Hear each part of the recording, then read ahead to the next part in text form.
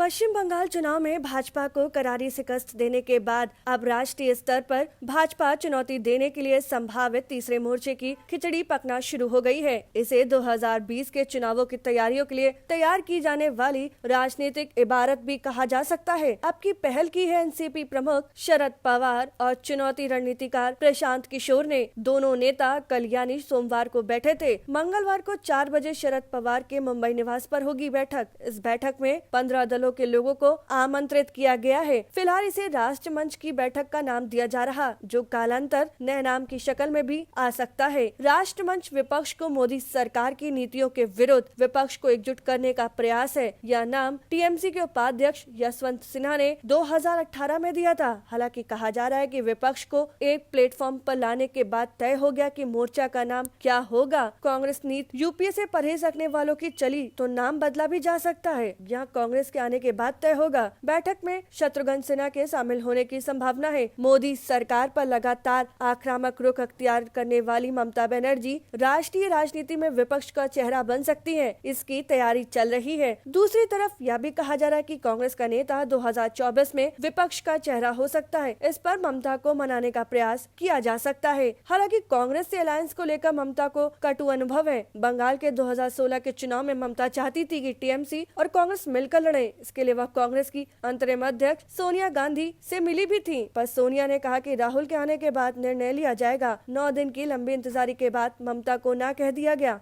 कांग्रेस ने बंगाल का चुनाव माकपा के साथ गलबहैया डालकर लड़ा था। अब की राजनीतिक परिदृश्य दूसरा है। इस बात राष्ट्रीय राजनीति की हो रही है। प्रशांत किशोर भले ममता को राष्ट्रीय राजनीति में विपक्ष का चेहरा प्रस्तुत करने की रणनीति बना रहे हों, पर सत्य यह है कि 2022 में जिन चुनाव होने हैं, उनमें यदि यूपी को छोड़ दे तो बाकी जगहों पर भाजपा कांग्रेस के बीच ही टक्कर है। यानी कहा जा सकता है 2022 में कुछ राज्यों में होने वाले विधानसभा चुनाव के नतीजों के बाद ही 2024 के लोकसभा चुनाव की विपक्षी रणनीति बन सकती है। दूसरा पक्ष यह भी है कि बंगाल के चुनाव के दौरान ही ममता बनर्जी ने 14 पार्टियों को लिखे पत्र में साफ कहा था कि भाजपा के एकाधिकारवाद को खत्म करने को एकजुट होना होगा, वरना राज्यों की सरकारों की हैसियत भाजपा नगर निगम की तरह बना देगी। यही नहीं, वैक्सीन नीति को लेकर विपक्ष को एकजुट करने का प्रयास किया गया था। विपक्षी एकजुटता की हालिया कोशिश में शत्रुघ्न सिन्हा भले मंगलवार की बैठक में चले जाए, पर कांग्रेस ने अब तक खुलकर कुछ नहीं कहा। विपक्षी एकता का जज्बा इस कदर है कि कोरोना महामारी के बाद पहली बार विपक्षी पार्टियां राष्ट्रमंच के बैनर तले एकजुट हो रही हैं। हालांकि इस पर अभी यह नहीं कहा जा सकता कि राष्ट्रमंच ही राष्ट्रीय मोर्चा है, पर इससे भी इनकार नहीं कर सकते कि भविष्य में यही विपक्षियों का मोर्चा बनकर उभरे। इसे तीसरा मोर्चा भी कहा जा सकता है,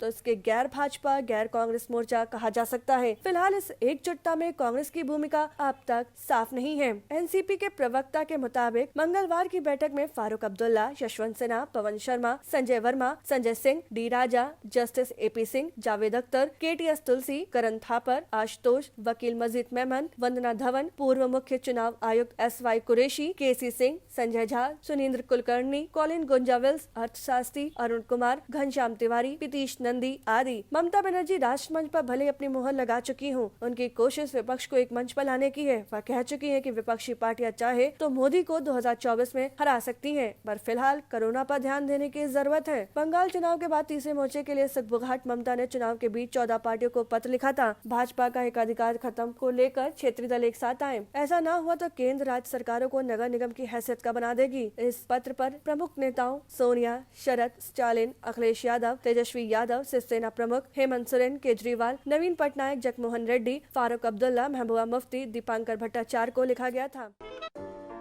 अगर आपको हमारा वीडियो पसंद आया हो तो इसे लाइक करें, सब्सक्राइब करें और साथ ही बेल आइकन दबाना ना भूलें।